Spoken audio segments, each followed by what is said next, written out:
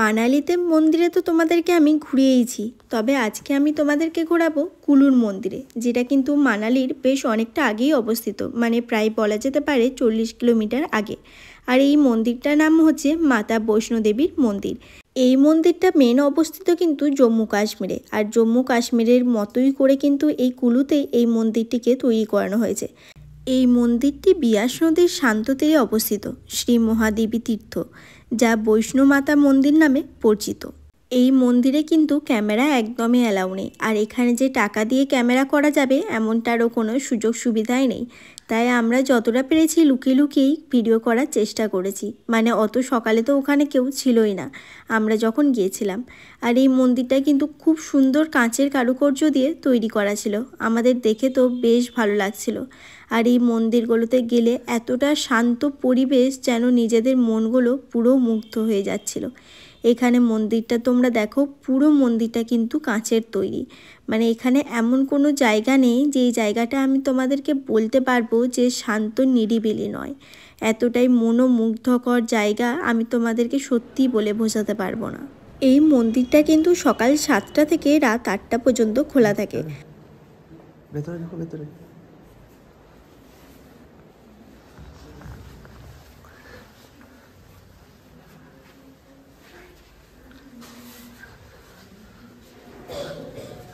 अरे बाप रे।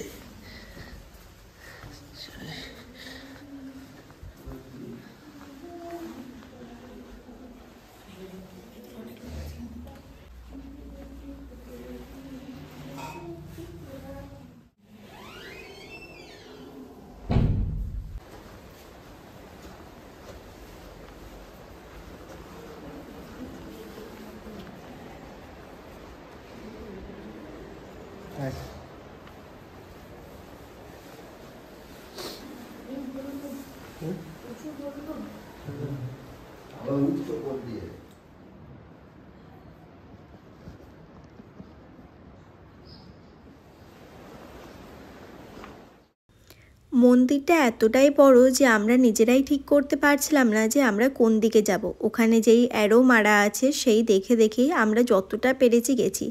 মন্দিরটা এতটাই শান্ত নিরিবিলি পরিবেশ যে তোমাদেরকে বলে সত্যি আমি বোঝাতেই পারবো না যে এতটাই শান্ত জায়গা, যে এই মন্দিরে গেলে কিন্তু এখান থেকে বেরিয়ে আমাদেরকে বাড়ি ফিরতেই মন চাইছিল না।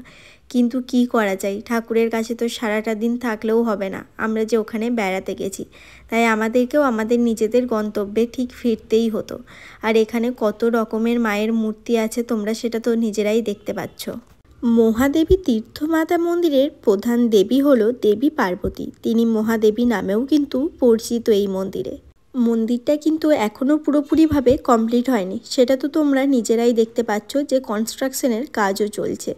তোমাদের সাথে তো বেশ অনেকক্ষণ ধরে অনেক গল্পই করলাম, এবার তোমাদেরকে জানাই যে এই মহাদেবী তীর্থমাতা মন্দিরে কি কি পরিষেবা দেওয়া হয়। এখানে কিন্তু বিনামূল্যে দরিদ্রদের সেবা করা হয়। এছাড়াও এখানে আছে গোশালা, ভোজনালয়, লাইব্রেরি ও ধর্মশালা। এই মন্দিরে কতটা উঁচুতে উঠে গিয়েছিলাম সেটা আশা করি তোমরা এবার বুঝতেই পারছো। তো চলো এই মন্দিরটা কীরকম লাগলো সেটা জানাও, আর পরবর্তী ডেস্টিনেশনে আমরা যাই, তোমরা আমার ভিডিওটা এনজয় করো। দেখা হচ্ছে নেক্সট ভিডিওতে, বাই।